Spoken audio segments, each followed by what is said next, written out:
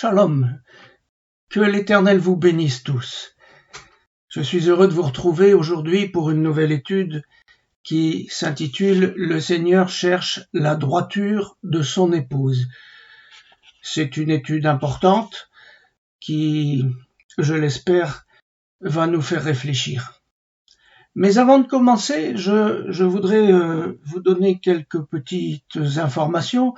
D'abord, vous avez remarqué comme moi que sur YouTube maintenant il y a énormément de publicités qui viennent couper les vidéos. C'est très gênant et chacun cherche une solution. Alors je voudrais vous dire que moi j'ai trouvé une solution, si vous pouvez le faire, ça marche. C'est de télécharger les vidéos sur votre ordinateur. Moi j'utilise un petit logiciel gratuit qui s'appelle 4K Video Downloader, 4 comme le chiffre 4, K c'est la lettre K, Video Downloader, c'est gratuit et vous pouvez télécharger la vidéo sur votre ordinateur, donc simplement, et à partir de là, si vous la regardez, eh bien il n'y a plus de pub. Bon, ça c'est une première chose. La deuxième chose, avant de commencer cette étude, c'est que je ne vais pas faire un discours sur ce qui se passe en ce moment dans le monde, simplement faire juste un petit commentaire, une petite introduction disant que Amalek a réouvert la plaie de la Shoah et il a tendu un piège à Israël. Ce faisant, Israël ne peut pas faire autrement que de répondre, et Amalek s'est donc arrangé pour que, et il pousse à ça, pour que ça répande la haine contre Israël dans le monde entier. On comprend le mécanisme. Et ce que je voulais vous demander, frères et sœurs, c'est, s'il vous plaît, comprenez les mécanismes et ne tombez pas dans le piège. Il y a beaucoup de souffrance pour des innocents. Amalek s'en moque complètement. Amalek est un esprit méchant. Il se sert de ses souffrances pour retourner l'opinion publique contre Israël, et c'est absolument abject. Donc, ce que je veux dire, c'est que l'Éternel veille dans cette affaire. Nous sommes dans une période des douleurs de l'enfantement. Et je voudrais vous relire un petit texte de Jérémie au chapitre 30, à partir du verset 6, dans la version seconde, il dit « Informez-vous et regardez si un mâle enfante.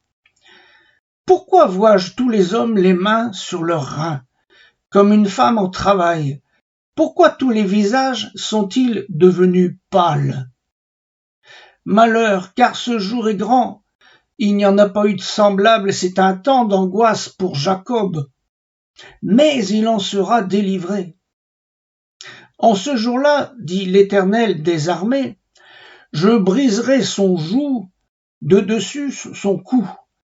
Je romprai tes liens et des étrangers ne t'assujettiront plus. Ils serviront l'Éternel leur Dieu et David leur roi, que je leur susciterai. Alors, nous sommes arrivés à une étape de la fin des temps, une étape très importante. J'en ai parlé un peu dans l'étude qui s'appelle « Cette nuit-là ». C'est la nuit, une nuit de Jacob qui commence, qui va durer un certain temps. Il y a plusieurs guerres peut-être. C'est un temps d'angoisse, c'est les douleurs de l'enfantement, et nous devons nous tenir aux côtés d'Israël dans la prière. Et aussi aux côtés des gens innocents qui sont tués à cause d'Amalek. Voilà, c'est ce que je voulais vous dire. Mais alors, une autre question se pose. Maintenant, c'est qu'en est-il de l'épouse de l'Éternel? L'Éternel cherche la droiture de son épouse. Nous arrivons à la fin des temps et je pose la question, êtes-vous prêts?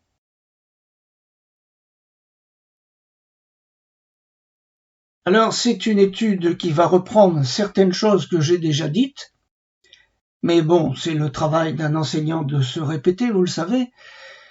Mais néanmoins, c'est important parce que si nous ne préparons pas nos vies, nos cœurs, nous risquons de rater la fin. Dans le psaume 84, au verset 6, je lis « Heureux ceux qui placent en toi leur appui, ils trouvent dans leur cœur des chemins tout tracés. » Alors, avant de commencer, frères et sœurs, nous allons prier. Père éternel, tu sais que mon cœur est à toi. Et tu sais, Père, que je crois que tu tiens toutes les choses dans tes mains. Tu es le maître du monde, tu diriges toutes choses, rien ne t'échappe. Tu vois tout ce qui se passe, et c'est toi qui juges. Aussi, nous attendons le retour de Yeshua Mashiach, qui va rétablir toutes choses sur cette terre. Et Seigneur, Père éternel, je voudrais te prier que tu sois avec nous ce moment là où nous allons parler dans ta parole, eh bien pour que tu puisses ouvrir nos esprits et nos cœurs et que rien, Seigneur, ne puisse tomber sur le côté. Seigneur, que ton saint nom soit béni dans les cieux. Tu es le grand Dieu, tu es le maître du monde et tu vas jeter Satan. Que ton saint nom soit béni, Seigneur.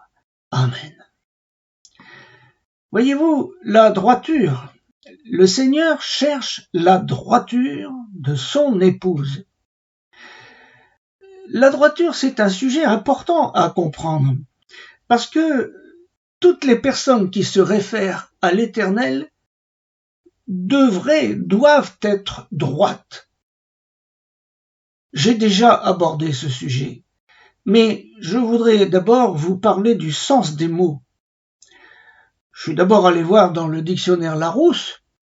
Le mot droiture veut dire, il y a des synonymes comme bonne foi, équité, franchise, honnêteté, honorabilité, impartialité, incorruptibilité, intégrité, justice, loyauté, probité, rectitude, sincérité, sportivité. Et le contraire, eh bien, c'est astuce, déloyauté, dissimulation, duplicité, fausseté, fourberie, hypocrisie, malhonnêteté et mauvaise foi. Alors, en hébreu, on trouve le mot tamam, qui veut dire sans tache, parfait, innocent, complet, entier. Et cette racine va donner le mot tom, dont le sens est irréprochable.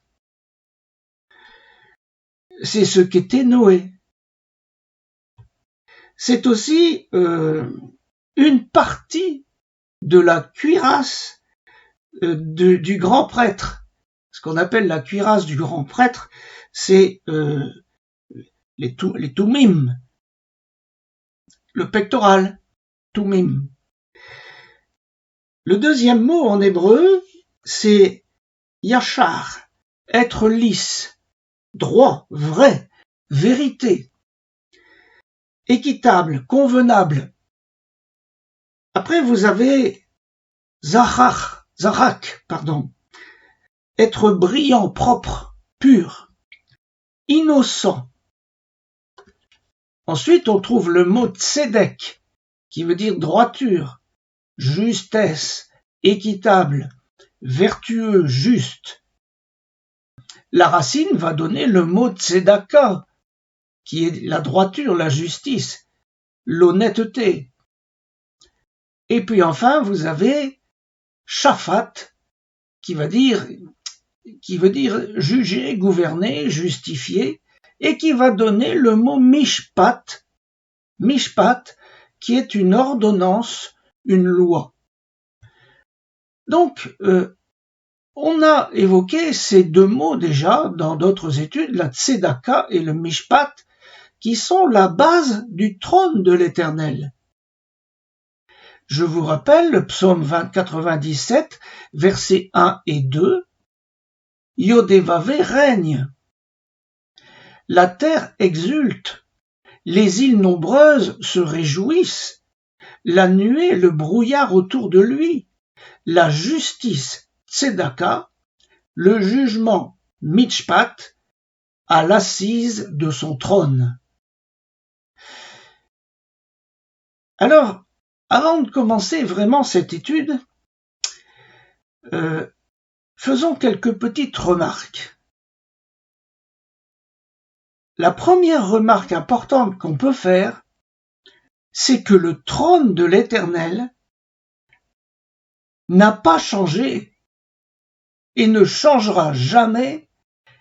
Il n'a pas changé à cause ou grâce au sacrifice de Yeshua, il n'y a pas de raison. Et personne, absolument personne, n'est capable de changer la base du trône de l'Éternel. De même que lui ne change pas.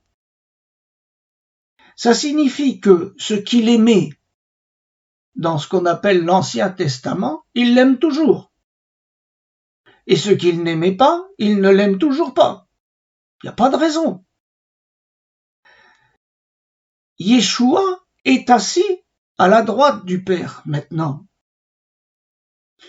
Et là, non seulement il intercède pour nous, mais c'est de là qu'il viendra pour juger la terre.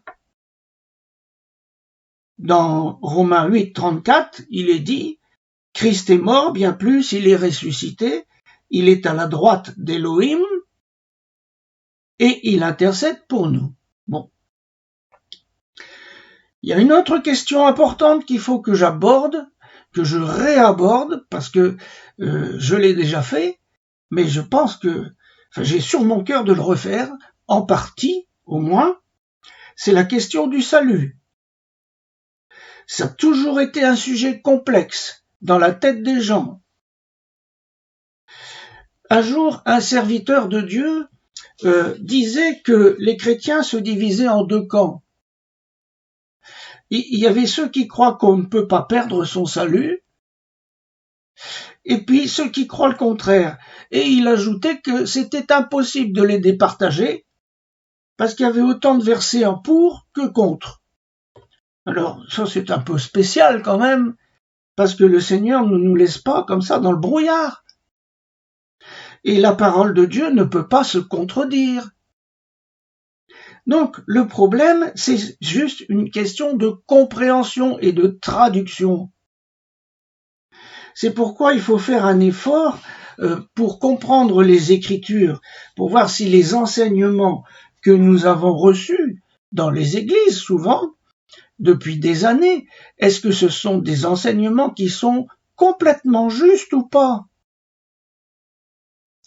Les églises ont transmis des enseignements. Bien sûr, elles croyaient que c'était juste, mais quelquefois, ils étaient incomplets. Et beaucoup de chrétiens ont pris ces enseignements pour des croyances absolues et complètes. Mais je veux faire simplement quelques petites remarques ici pour vous dire, mais faites attention.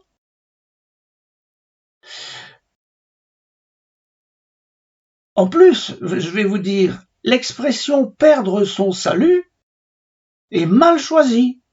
Pourquoi? Eh bien parce que le salut, nous ne l'aurons, écoutez bien ce que je vous dis, nous ne l'aurons qu'à la fin de notre vie terrestre.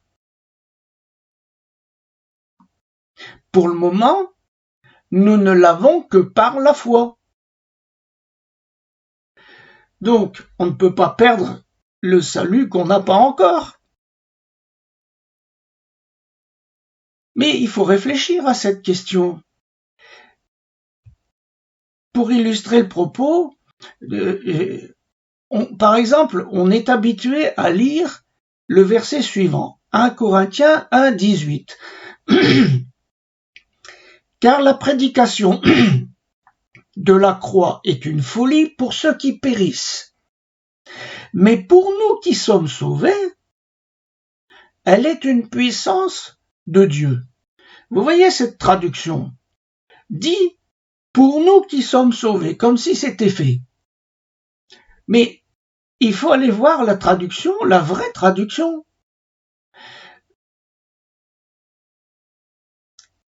ce verset, quand on le lit comme ça, on pourrait se dire, bon, ça y est, je suis sauvé, je peux faire n'importe quoi maintenant, de toute façon, je suis sauvé. Alors, il y a un prêtre qui s'appelle l'abbé Abel, qui a écrit beaucoup, qui a fait une grammaire grecque. Et dans cette grammaire grecque, très documentée, il dit que ce verset-là, le terme est une forme durative sans égard à son achèvement. C'est-à-dire que c'est un présent continu dont l'issue reste incertaine. Autrement dit, cette issue, elle est conditionnée. On pourrait traduire, et certains l'ont fait d'ailleurs, de la manière suivante: nous sommes en train d'être sauvés. Et c'est la solution qui a été choisie par la traduction Tob. Je vous la lis.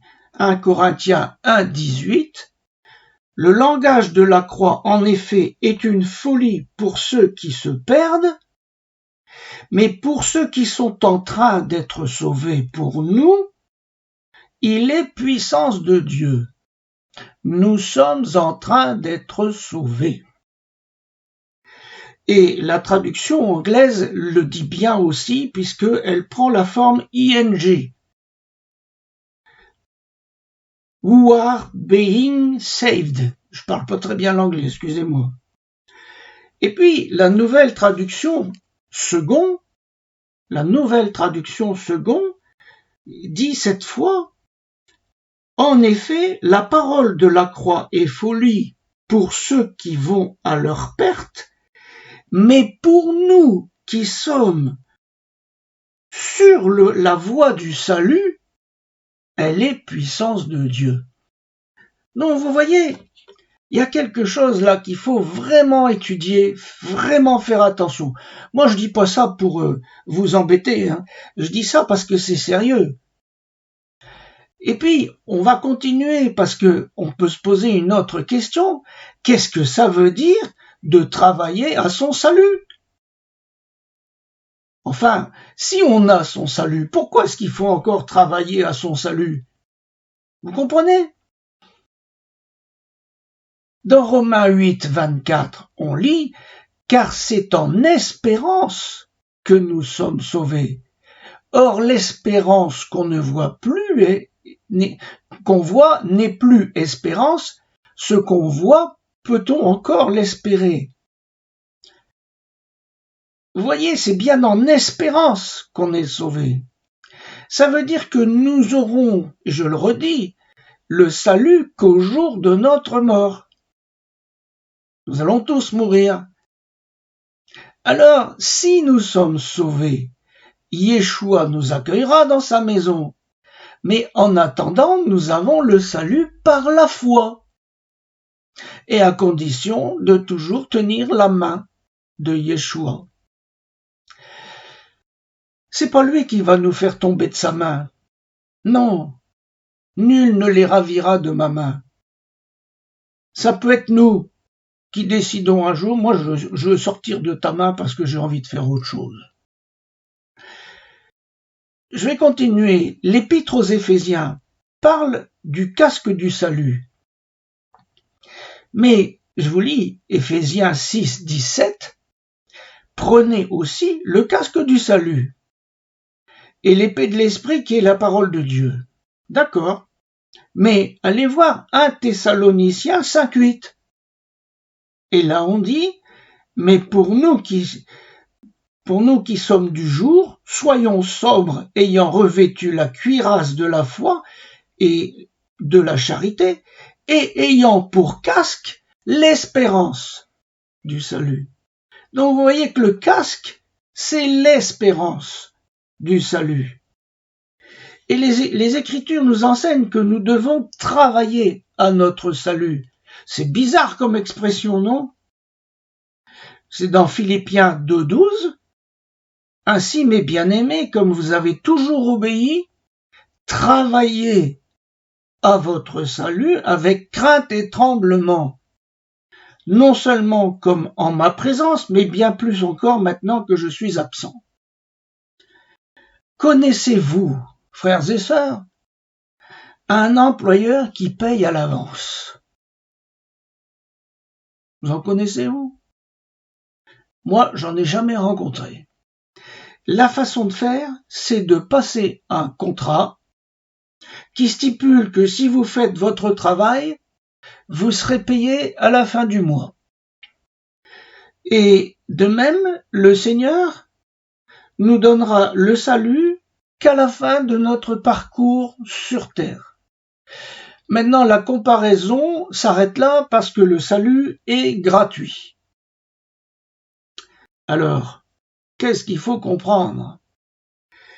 Travailler à votre salut, si c'est gratuit, il faut rien faire alors pour mériter le salut. Non, il ne faut pas le mériter. C'est une grâce. Mais Paul dit travailler avec crainte et tremblement. Qu'est-ce que c'est donc que cet employeur qui nous fait travailler avec crainte et tremblement?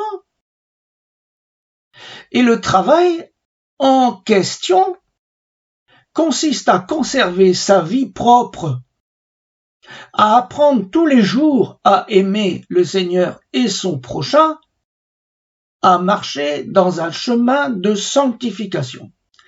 Et selon toute vraisemblance, la prédication de la grâce, sans véritablement repentance, et rencontre avec le Seigneur, sans une rencontre véritable avec le Seigneur, est un enseignement qui a conduit l'Église à perdre la crainte de Dieu.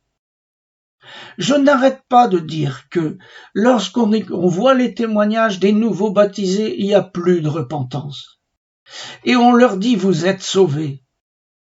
Mais c'est un problème grave. Et là, il n'y a pas la crainte de l'Éternel. Et quand on n'a pas la crainte de l'Éternel, on finit par adopter les mœurs du monde. Et c'est une des raisons de l'origine de la tiédeur de l'Église actuelle en Occident, bien entendu. Si je dis que je ne peux pas perdre mon salut que je n'ai qu'en espérance, pourquoi est-ce que je devrais travailler avec crainte et tremblement? Seigneur, s'il te plaît, rends la sagesse à ton Église. 2 Timothée 3,15 nous dit « Dès ton enfance, tu connais les saintes lettres qui peuvent te rendre sage à salut par la foi en Yeshua HaMashiach. » Je voudrais vous parler aussi un petit peu de la grâce. Vous savez que on dit souvent que la grâce est apparue dans le Nouveau Testament. Mais c'est pas tout à fait juste, vous savez. Regardez, n'oubliez pas que les Hébreux ne pouvaient pas sortir d'Égypte, qui était une prison d'esclavage. Ils ne pouvaient pas sortir d'Égypte par eux-mêmes. Il a fallu la préparation de Moïse, qui a rassemblé les familles pour faire un regroupement, et les 10 plaies d'Égypte pour arriver au bout du Pharaon. Et en même temps, l'Éternel faisait la démonstration que toutes les idoles étaient sans puissance. Mais je vais vous lire un texte étonnant. Dans Deutéronome 9, versets 4 à 6, je ne vais pas tout lire, mais regardez le verset 5 et suivant. Non, ce n'est pas à cause de ta justice, tzedaka, et de ta droiture, yosher, et de la droiture de ton cœur que tu entres en possession de leur pays. Mais c'est à cause de la méchanceté de ces nations que l'Éternel ton Dieu les chasse devant toi, et c'est pour confirmer la parole que l'Éternel a jurée à tes pères. Autrement dit, ce texte nous fait comprendre que c'est par grâce que les Hébreux sont rentrés en terre promise. Ils ne l'ont pas mérité. La raison, elle est double. C'est d'abord la promesse faite aux patriarches, en particulier à Abraham, Isaac et Jacob, et deuxièmement, parce que les habitants de l'époque avaient rempli la coupe d'iniquité. Donc, la raison fondamentale, c'est la promesse de Dieu, je vous donnerai ce pays, et le moment de la réalisation est obtenu par l'état de méchanceté des populations locales. Donc, les Hébreux sont sortis d'Égypte, ils n'y étaient pour rien. Sauf qu'ils étaient les descendants des patriarches, donc héritiers de la promesse. Ceci étant dit, ils ne sont pas tous rentrés. Il n'y en a que 2 qui sont rentrés.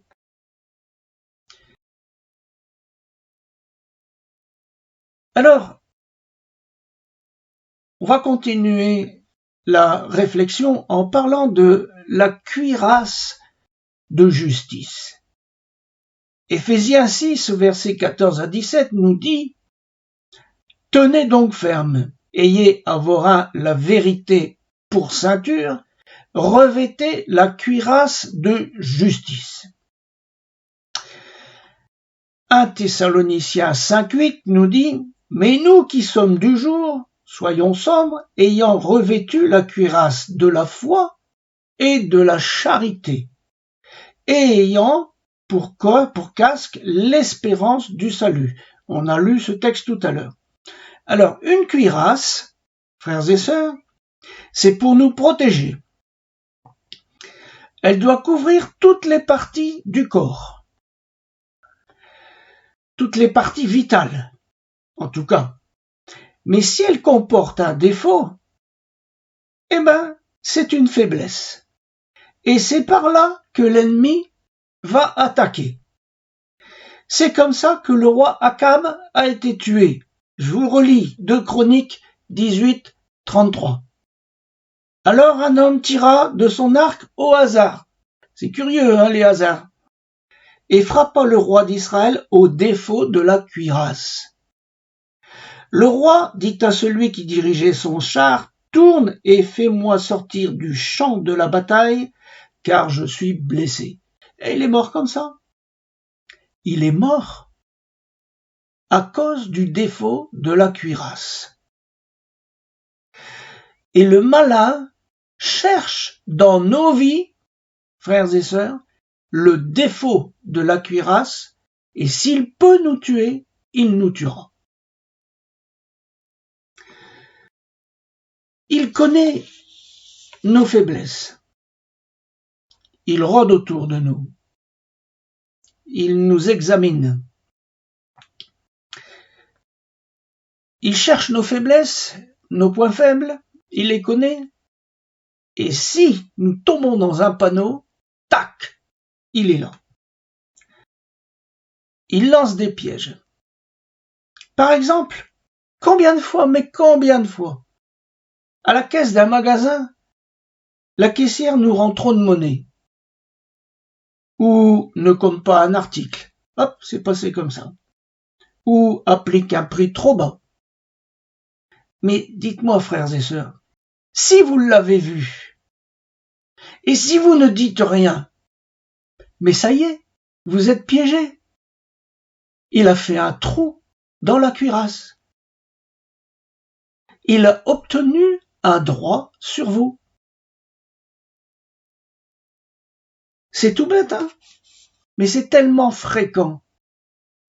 Si vous pratiquez volontiers un petit mensonge, une petite trahison, un petit vol,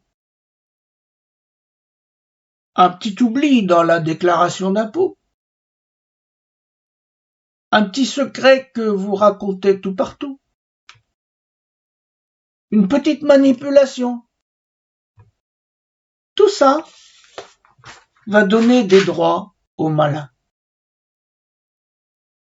Et il accuse et réclame ses droits. Alors vous allez peut-être dire, oui, mais à ce moment-là, il faut toujours être sur ses gardes, on peut plus vivre paisiblement, alors qu'on devrait être dans la paix, etc. Oui, il faut être sur ses gardes. Tout est une question d'habitude. Par exemple, si vous avez l'habitude de mentir, il faut la perdre avec l'aide du Seigneur. Le Seigneur veut que son épouse soit droite et intègre, et ça s'apprend. Dans le Proverbe 16, verset 17, il est dit « Le chemin des hommes droits, c'est d'éviter le mal. Celui qui garde son âme veille sur sa voie. » C'est l'Éternel qui nous protège. L'armure, c'est une chose, mais la protection, elle vient de l'Éternel, elle vient de Yeshua Mashiach. Dans le psaume 91, versets 1 à 8, on lit « Celui qui demeure sous l'abri du Très-Haut repose à l'ombre du Tout-Puissant. Je dis à l'Éternel, mon refuge et ma forteresse. Mon Dieu en qui je me confie, c'est lui qui te délivre du filet de l'oiseleur, de la peste et de ses ravages. Il te couvrira de ses plumes et tu trouveras un refuge sous ses ailes. Sa fidélité est un bouclier et une cuirasse. » Mais à condition qu'on fasse attention, frères et sœurs. Alors, regardez comment sont les hommes. La question du salut, vous savez, elle est importante. C'est peut-être la plus importante qui soit. Parce que quand on arrive à la fin de sa vie, est-ce qu'on est propre? Est-ce qu'on a demandé pardon? Est-ce qu'on est vraiment justifié par l'Éternel? Par le Yeshua, par la mort et la résurrection de Yeshua Mashiach, son sacrifice? J'aimerais vous relire, frères et sœurs, un texte que vous connaissez bien. La parabole des noces. Dans Matthieu 22, versets 11 à 14. On lit « Le roi entra pour voir ceux qui étaient à table, et il aperçut là un homme qui n'avait pas revêtu l'habit de noces. Et il dit, mon ami, comment es-tu entré ici sans avoir un habit de noces? Cet homme eut la bouche fermée. Alors le roi dit au serviteur, liez-lui les pieds et les mains et jetez-le dans les ténèbres du dehors, où il y aura des pleurs et des grincements de dents, car il y a beaucoup d'appelés mais peu d'élus. C'est quand même Yeshua qui raconte ça. C'est pas n'importe qui. À cette époque-là, on distribuait, quand il y avait une noce, on distribuait aux invités un habit de noces, c'est-à-dire des habits blancs propres. C'est d'un blanc immaculé, parce que ça veut dire que pour être invité à la table du roi, tu ne peux pas venir avec une robe tachée. Autrement dit, pour rentrer dans le royaume de Dieu, et le salut c'est ça, c'est rentrer dans le royaume de Yeshua Mashiach. Tu peux pas rentrer avec des fautes. Si tu gardes dans ta poche des fautes, tu ne rentreras pas. C'est pas possible. Alors, la question, c'est ce qu'on appelle la justification. Nous sommes justifiés par grâce, grâce au sacrifice de Yeshua Mashiach, vous le savez, mais à condition qu'il y ait la repentance. Cette repentance, malheureusement, je la vois de moins en moins prêchée. Mais, et c'est ça qui est dangereux, c'est que les hommes cherchent toutes sortes de justifications pour éviter la justification dont je parle.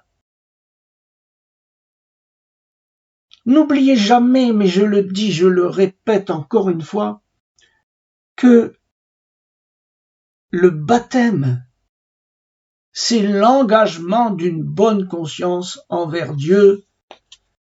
1 Pierre 3, 21 et 22, allez voir.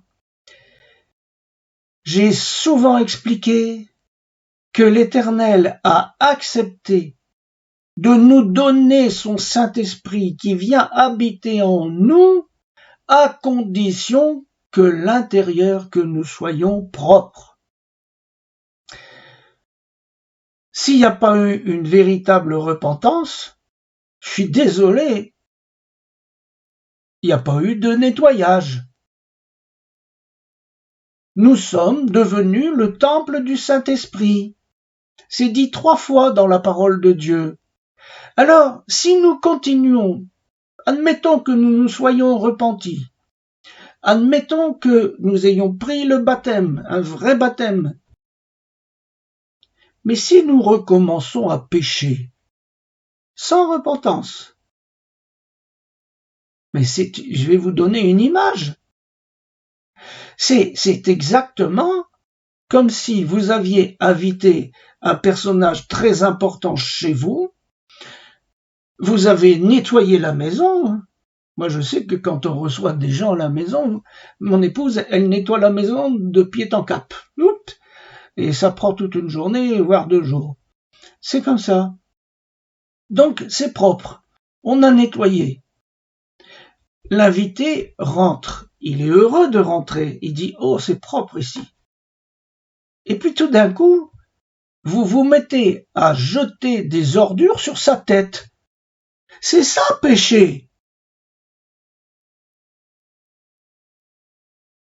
Mettez-vous à la place de l'invité. Des tomates pourries, toutes sortes de choses sur sa tête. Mais c'est ça, péché. Le Saint-Esprit est en vous. C'est lui qui reçoit. Et on n'est pas fidèle à la promesse. On a dit qu'on maintiendrait les lieux propres. Et on le fait pas. Vous comprenez?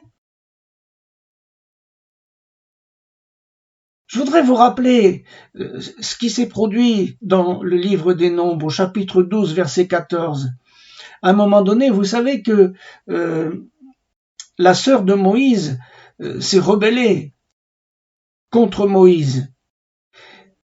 Et voilà ce qui est dit. L'Éternel dit à Moïse, si son père lui avait craché au visage, ne serait-elle pas pendant 7 jours un sujet de honte? Qu'elle soit enfermée 7 jours en dehors du camp, après quoi elle y sera reçue. Vous voyez, elle a fait quelque chose qu'il fallait pas, et Dieu dit c'est comme si elle avait craché au visage de son père. Donc, déclarer que nous sommes justifiés par le sang de Yeshua, c'est à prendre avec sérieux. Nous ne pouvons plus vivre n'importe comment, c'est pas vrai. Paul, qui s'adresse au gouverneur Félix, dit ceci, dans Actes 24, 16, « C'est pourquoi je m'efforce d'avoir constamment une conscience sans reproche devant Elohim et devant les hommes. » Vous voyez, ça c'est l'état naturel du chrétien. Et voilà que les hommes cherchent à se justifier autrement. Dans notre monde, voyez, Les hommes ont inventé la psychologie. Il y a certains bons côtés dans la psychologie, mais il y en a d'autres non. Et on explique aux gens les tenants et les aboutissants de leur comportement. Alors, bien souvent, les gens sortent apaisés parce que, à la suite d'une analyse, comme ils disent, eh bien, on leur fait comprendre que finalement, c'est pas de leur faute s'ils ont agi comme ci ou comme ça. Et donc, elles ont, par toutes sortes de circonstances, parce que elles ont été battues quand elles étaient petites, enfin bref, son père les a pas aimées, etc. Et donc, à la fin, ils sont apaisés, ils sont en quelque sorte justifiés de leur façon de vivre. Et donc, la culpabilité est ôtée. Et à partir de là, ils se sentent mieux. Ils sont en quelque sorte justifiés. Et donc, voilà deux chemins de justification. Là, le premier chemin, c'est justifié par le sacrifice du Seigneur Yeshua Mashiach, et l'autre par une analyse humaine des événements de la vie. Et ces deux méthodes, je m'excuse de vous le dire comme ça, s'excluent mutuellement, parce qu'elles sont contradictoires. Mais ce qui est commun, c'est la recherche de justification. L'être humain cherche toujours à être justifié. Pourquoi ? Parce que quand on se sent justifié, on a une forme de paix. Alors on cherche des arguments pour se persuader soi-même et les autres que ce qu'on a fait est bien. Proverbe 14:12, telle voie paraît droite à un homme, mais son issue, c'est la voie de la mort. C'est pas moi qui dis ça, hein. Proverbe 16:17, le chemin des hommes droits, c'est d'éviter le mal. Celui qui garde son âme veille sur sa voie. Je l'ai lu tout à l'heure. Je vais vous raconter de nouveau une histoire que j'ai déjà racontée, mais ça fait rien.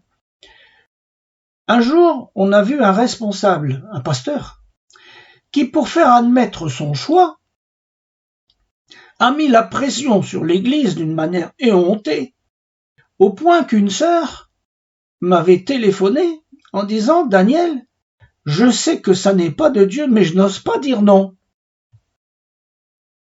Alors bien sûr, il a réussi son coup. Et pour se justifier après, à nos yeux, à mes yeux, parce que je lui ai dit « mais t'as manipulé ». Il m'a dit « non, je n'ai pas manipulé, j'ai influencé comme un père ». C'est pas beau ça, messieurs, mesdames, hein? Comme dit l'autre, tout est une question de vision. Alors, je vais vous dire, lorsqu'on manipule, on évince le Seigneur en prenant les choses en main. C'est nous qui prenons le contrôle.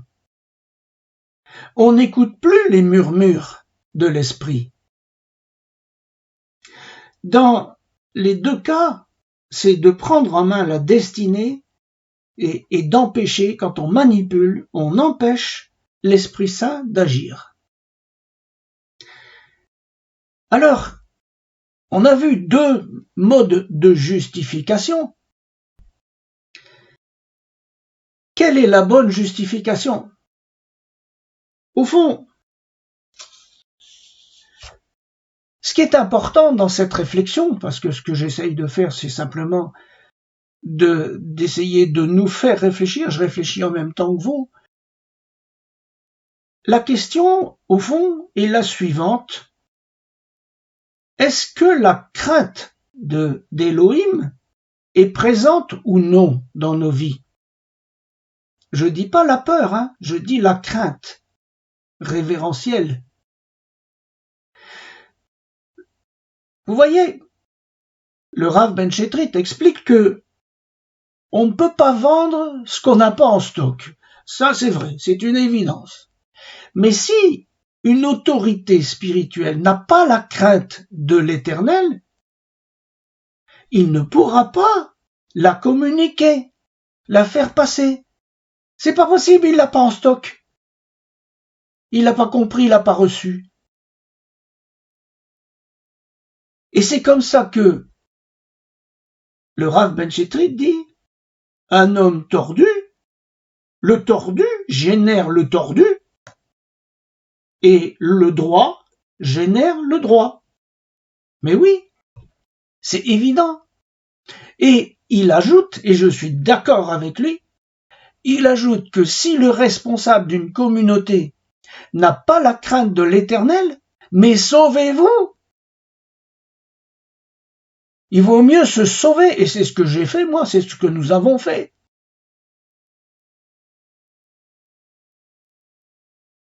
Les sages d'Israël ont écrit ceci, tout celui qui a la crainte de la faute, sa sagesse s'accomplit.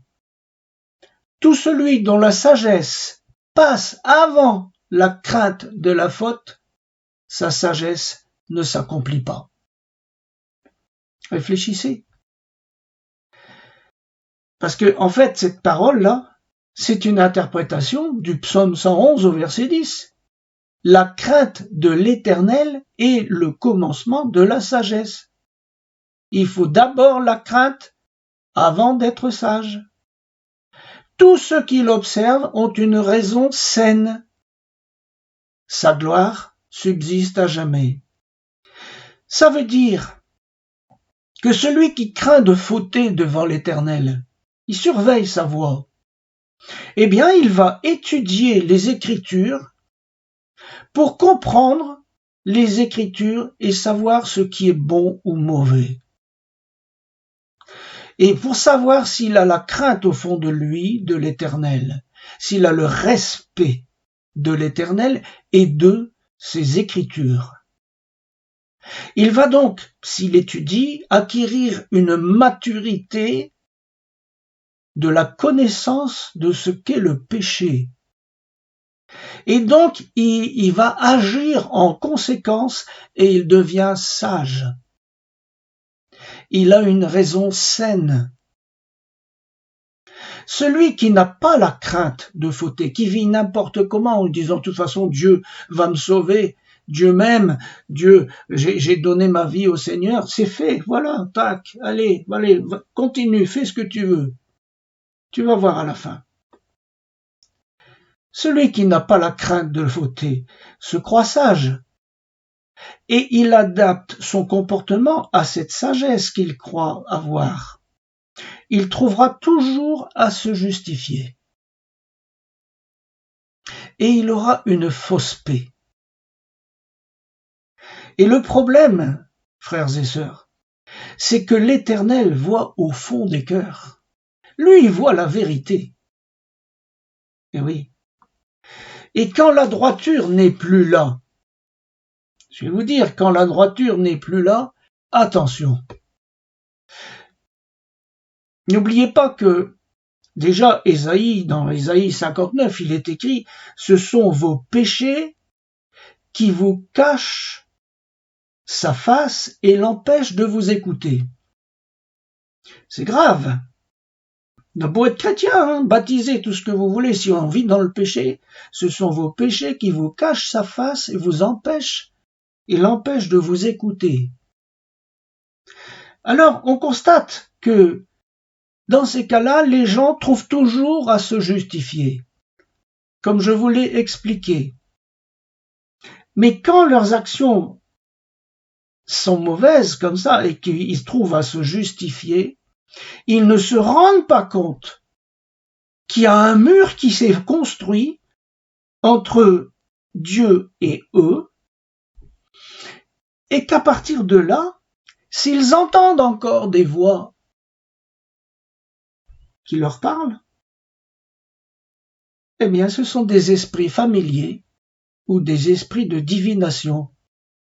Et ça, c'est hyper grave.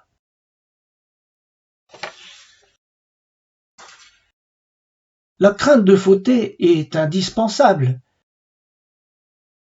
Parce qu'il est écrit dans Genèse 18, versets 17 à 19, quand il parle d'Abraham, « Je l'ai choisi afin qu'il ordonne à ses fils et à sa maison après lui de garder la voie de l'Éternel en pratiquant la tzedaka, la droiture, et la justice, mitzpat. Et qu'ainsi l'Éternel accomplisse en faveur d'Abraham les promesses qu'il lui a faites. » C'est comme ça qu'on garde la voie. Et maintenant, je voudrais vous lire dans Ésaïe 59. Ça va du verset 9 à 21. Je ne vais pas tout lire, mais regardez. Et le salut ne nous atteint pas. Nous attendions la lumière, voici les ténèbres. Un peu plus loin, nous attendons la délivrance et elle n'est pas là. Le salut, et il est loin de nous. Et encore, au verset 14, et la délivrance s'est retirée, et le salut se tient éloigné. Et enfin, au verset 15, la vérité a disparu, et celui qui s'éloigne du mal est dépouillé. L'Éternel voit d'un regard indigné qu'il n'y a plus de droiture. Le manque de droiture éloigne le salut. Alors, qu'est-ce que l'Éternel demande de toi? Michée 6, verset 8. On t'a fait connaître, ô homme, ce qui est droit, ce qui est bien, tov. Et ce que l'Éternel demande de toi, c'est que tu pratiques la justice et que tu aimes la miséricorde. Et on retrouve Mishpat et Resed. Et que tu marches humblement avec ton Elohim. Voyez, il y a des gens qui le font. Mère Teresa l'a accompli. Je la cite. Mais la difficulté de ce monde, c'est que ce monde, il embrouille tout. Même dans les églises. On relativise tout. Je vais vous citer ici, un jour j'ai assisté à la conférence d'un père jésuite. Il tenait une conférence et à un moment donné, toum, il a dit un truc que je l'ai noté tout de suite. Il a dit, maintenant, il n'y a plus le bien et le mal, mais le bien et le juste. Qu'est-ce qu'il veut dire? Est-ce qu'il veut dire que le juste remplace le mal? Qu'est-ce qu'il voulait dire? Et ça m'a fait réfléchir. Je suis pas allé le trouver pour aller discuter. Mais vous voyez, dans notre monde, il y a un dicton qu'on emploie souvent, qu'on entend souvent, qui dit « la fin justifie les moyens ». J'ai vu souvent la pratique de ce dicton dans la vie courante, les gens qui... Bon. Mais c'est-à-dire que grâce à un raisonnement de ce type-là, la fin justifie les moyens, on va justifier Robin des Bois. La question, elle est pas simple, vous savez qu'elle est pas simple, parce que Robin des Bois, il volait les riches pour donner aux pauvres. Alors on dit, c'est bien. Oui, mais c'est du vol. Mais les riches avaient dépouillé les pauvres. Oui, mais c'est du vol aussi d'ailleurs. Donc c'est justice de les voler à nouveau, etc. Et on tourne en rond. Mais on ne s'est pas rendu compte qu'on est rentré dans un fonctionnement qui veut pratiquer la vengeance. La vengeance pour un bien. Et donc, on va organiser quelque chose qui est mal pour un bien. Bien, l'histoire de Robin des Bois, c'est quelque chose qui est mal pour un bien. Et je pense que c'est ça que ce jésuite voulait dire, le bien et le juste. C'est juste d'aller faire ce que Robin des Bois a fait, etc. Alors nous sommes ici, c'est un raisonnement qui est extrêmement dangereux, parce que il n'y a qu'un seul qui sait changer le mal en bien. C'est l'Éternel. Donc, c'est très grave de vouloir prendre la place de Dieu pour changer le mal en bien. C'est pas à nous à le faire. D'ailleurs, dans Romains 12, 19, il nous dit « Ne vous vengez pas vous-même. Bien-aimés, mais laissez agir la colère, car il est écrit « À moi la vengeance, à moi la rétribution, dit le Seigneur. » Alors vous allez dire « Oui, mais quand même, oui, mais la vengeance, écoutez bien, c'est une vision à court terme. Dieu voit à long terme. Il a tout le paysage. C'est comme une construction d'un immense pulse. Et la vengeance, c'est comme si on prenait une pièce qui ressemble à la place qui est prévue, mais pas tout à fait, et on force son entrée, mais c'est pas sa place. Résultat, le pulse est raté. Donc, se venger, c'est faire rentrer de force quelque chose qui ne doit pas. Alors vous allez dire, bon bah alors, il faut laisser faire. Non, pas du tout. Nous avons l'arme de la prière pour faire connaître à l'Éternel nos besoins et nos souffrances. Et le Seigneur connaît toutes choses. Il répond, s'il n'y a pas un mur, il répond en son temps et comme il veut, selon le pulse général.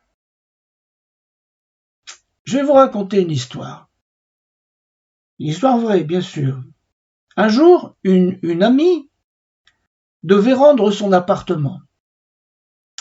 Elle louait cet appartement à une personne privée et elle devait quitter cet appartement pour aller dans un appartement proposé par la ville.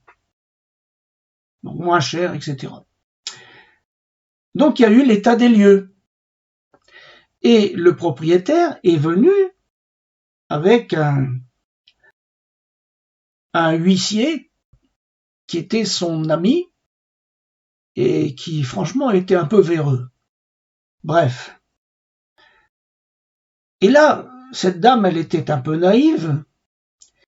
Et donc, pendant l'état des lieux, eh bien, il a fait ressortir un tas de défauts que cette femme, elle n'avait même pas repérés. Et donc, elle a eu l'état des lieux et elle a dû payer une très grosse somme pour faire des travaux sur des choses qui avaient soi-disant été démolies alors qu'elle les avait même pas vues. Et l'huissier avait enregistré tout ça. C'est vraiment injuste, hein. C'est vraiment injuste. Et vous savez pas que cette amie, elle avait invité la dame de la mairie à venir. Bien sûr, cette dame n'avait aucun pouvoir pour intervenir, mais elle a vu. Elle a constaté le mensonge. Et alors, quelques mois plus tard, la fille de notre amie cherchait une maison. Et figurez-vous que c'est là que Dieu est intervenu pour rendre justice. La dame de la ville qui avait tout vu, eh bien, quelques mois plus tard, elle a rendu justice en offrant une maison à la fille de notre ami, moyennant quoi notre ami a pu avoir sa fille beaucoup plus près d'elle. Et elle habite dans un quartier tranquille et toute sa famille a pu se rapprocher de la maman. C'est comme ça que le Seigneur fait justice. C'est lui qui fait justice en son temps. Et sa justice s'accompagne d'une consolation. Ésaïe 35 au verset 4 dit « À ceux qui ont le cœur troublé, prenez courage, ne craignez point, voici votre Elohim, la vengeance viendra, la rétribution d'Elohim, il viendra lui-même et vous sauvera. » Alors, prenons un autre exemple. Actuellement, dans notre État et un peu partout dans le monde, il y a la mise en place de ce qu'on appelle l'aide à la fin de la vie. Beaucoup de gens sont séduits par ça, parce qu'ils ne se rendent pas compte que ces choses-là sont éminemment spirituelles.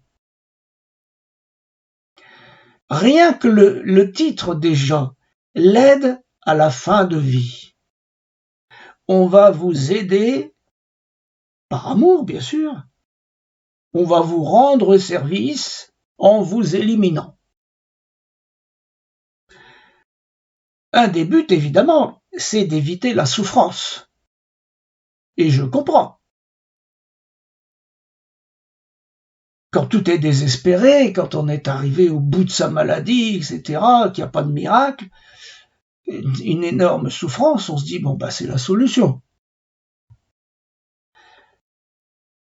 Mais c'est oublier, frères et sœurs, qu'il existe des soins palliatifs et que ça permet aussi aux malades de mourir paisiblement.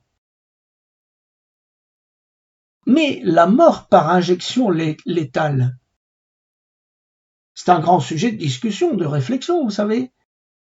Ça va peut-être supprimer la dernière occasion pour quelqu'un de donner sa vie au Seigneur et de vivre dans le royaume de Dieu. Cette dernière injection est une forme de suicide. On demande, c'est une forme de suicide. On l'arrange proprement. Et puis je rappelle aussi que ceux qui vont faire l'injection, ça porte un nom aussi, ça.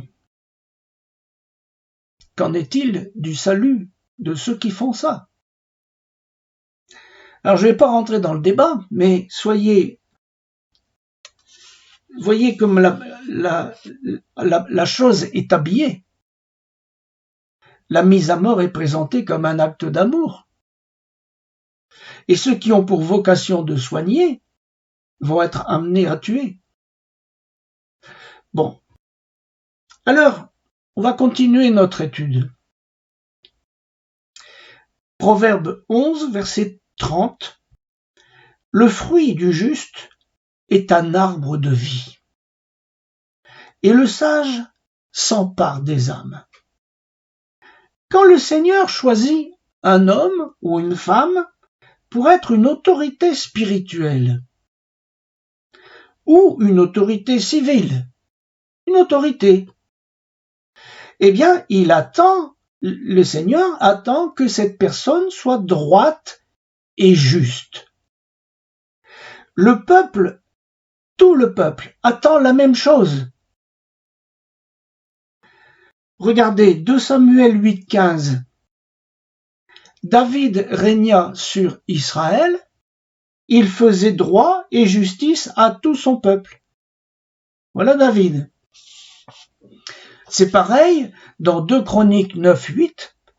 Béni soit l'Éternel ton Dieu, on parle de Salomon, qui t'a accordé la faveur de te placer sur son trône comme roi pour l'Éternel ton Dieu. C'est parce que ton Dieu aime Israël et veut le faire subsister à toujours qu'il t'a établi roi sur lui pour que tu fasses droit et justice. Alors vous avez sûrement remarqué que lorsqu'on découvre les mauvais comportements d'une autorité, qu'elle soit religieuse ou civile, ça n'a pas d'importance. Cette personne-là, elle perd automatiquement à nos yeux toute son autorité. Pouf! Dans l'Église, nous devons être soumis aux autorités. C'est écrit. Je ne vais pas rappeler les versets, hein.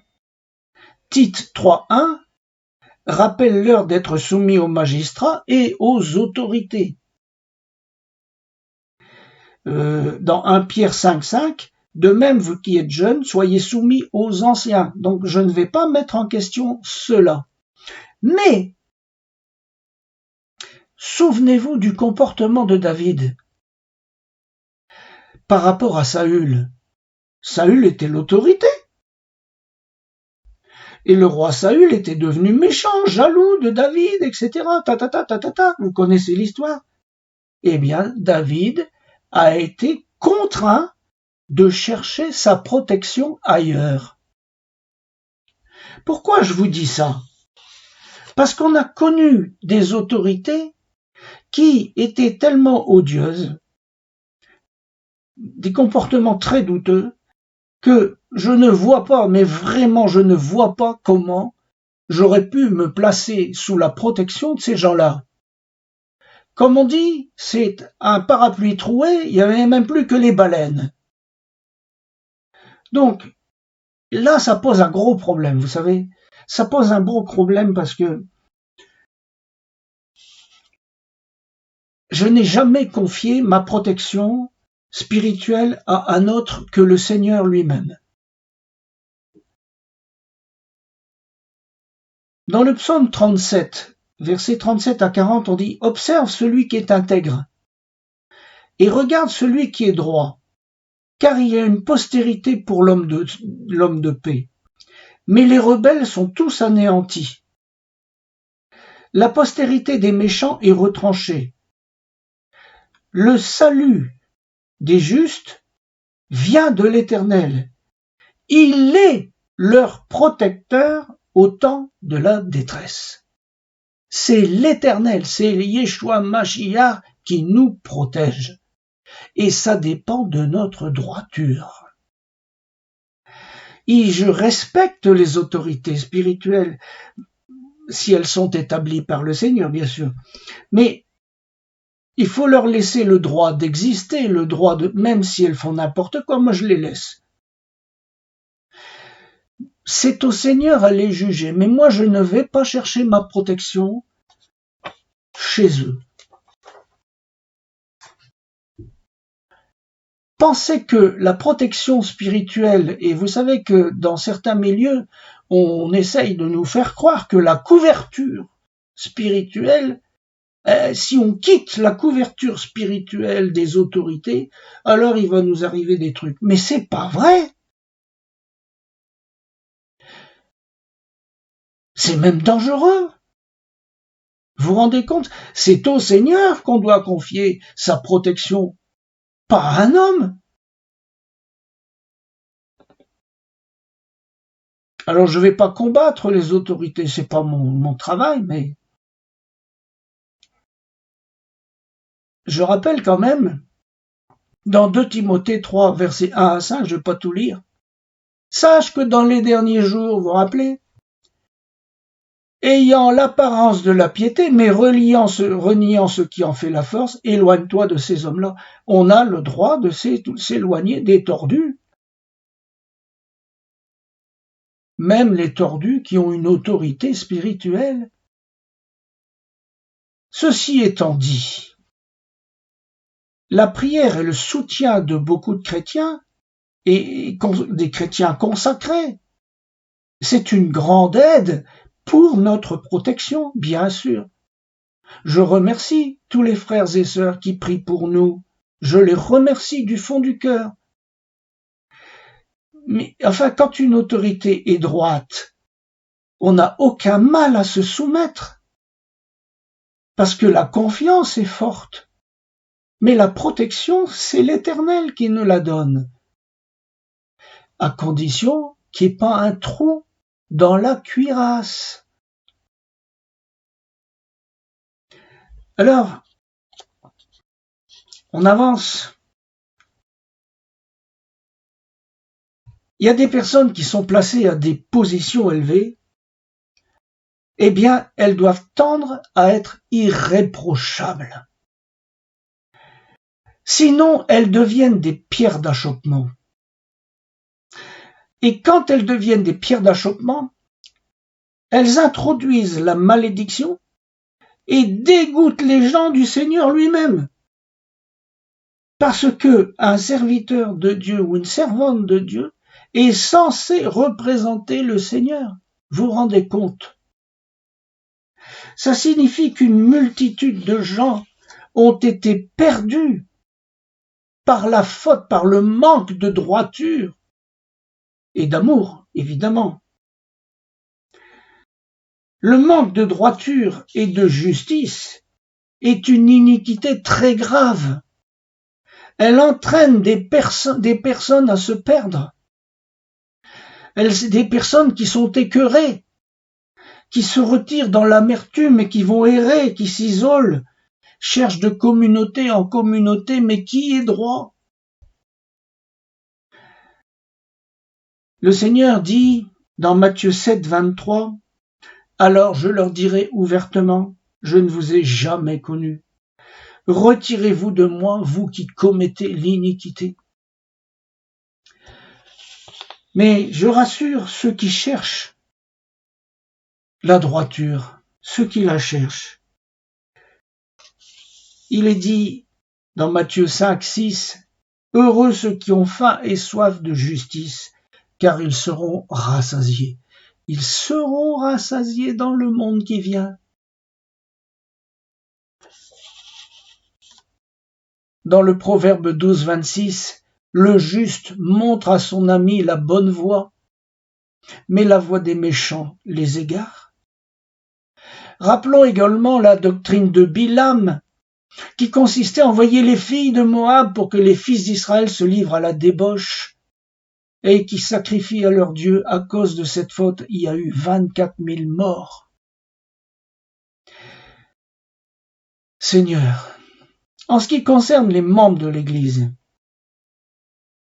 il est demandé d'avancer dans la droiture, dans l'amour, pour être des hommes faits à l'image du Mashiach. Ça concerne tous les membres de l'Église. Tous les membres de l'épouse doivent être des images du Mashiach. Bien entendu, en premier, les responsables. En vérité, nous sommes tous responsables de quelqu'un et de quelque chose. Philippiens 3.7, 3.17 dit « Soyez tous mes imitateurs, frères. » Alors je vais conclure. Encore une fois, il ne faut pas confondre l'épouse du Mashiach avec l'Église ou les églises.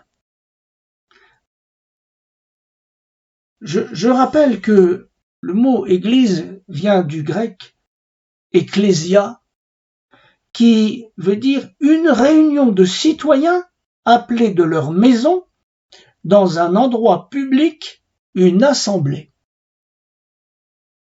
Et Chouraki traduit « Mais moi-même je te dis, Matthieu 16, 18, tu es Pétros, et sur cette Pétra, je bâtirai ma communauté. Les portes du Sheol ne seront pas plus fortes qu'elle. » Alors, la communauté de Yeshua a pris au fil des siècles des chemins compliqués. Elle s'est morcelée, divisée en dénominations, chaque dénomination pensant avoir raison, détenir la vérité, bref, on y trouve tout et son contraire. Ça n'est pas à moi de juger, où sont les membres de la communauté de Yeshua, c'est lui qui juge. Mais je vous rappelle que les communautés sont en général publiques. Donc tout le monde peut y entrer et si vous êtes suffisamment habile, vous pouvez même en devenir le chef.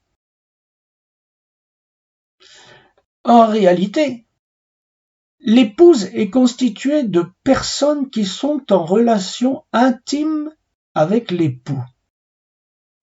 Peu importe la dénomination, si elles font la volonté du Père. Il y a même des personnes qui sont sans aucune dénomination, dans les haies, dans les fossés, comme je dis, mais qui ont trouvé le cœur de l'époux. Je rappelle, frères et sœurs, qu'il n'y a qu'une seule épouse. Il n'y en a qu'une. Les dénominations, c'est du pipeau. Donc, dans les assemblées, on trouve bien sûr des membres de l'épouse, mais on va aussi trouver des sympathisants, des malheureux, des suiveurs comme Lot, des carriéristes, des profiteurs, des influenceurs, des illusionnistes, des dominateurs, des faux prophètes, des faux apôtres, des abuseurs, des activistes, des séducteurs et même des sorciers. Alors que chacun s'examine soi-même, au fond, qu'est-ce qui nous motive? Le Seigneur disait ceci, dans Matthieu 12, versets 47 à 50, quelqu'un lui dit, voici ta mère et tes frères sont dehors, et ils cherchent à te parler. Mais Yeshua répondit à celui qui le lui disait, qui est ma mère, qui sont mes frères? Et puis étendant la main sur ses disciples, il dit, voici ma mère et mes frères. Car quiconque fait la volonté de mon Père qui est dans les cieux, celui-là est mon frère, ma sœur et ma mère, et j'ajoute, permettez-le-moi, mon épouse. Que l'Éternel vous bénisse. Que l'Éternel vous bénisse, shalom sur chacun d'entre vous. Amen.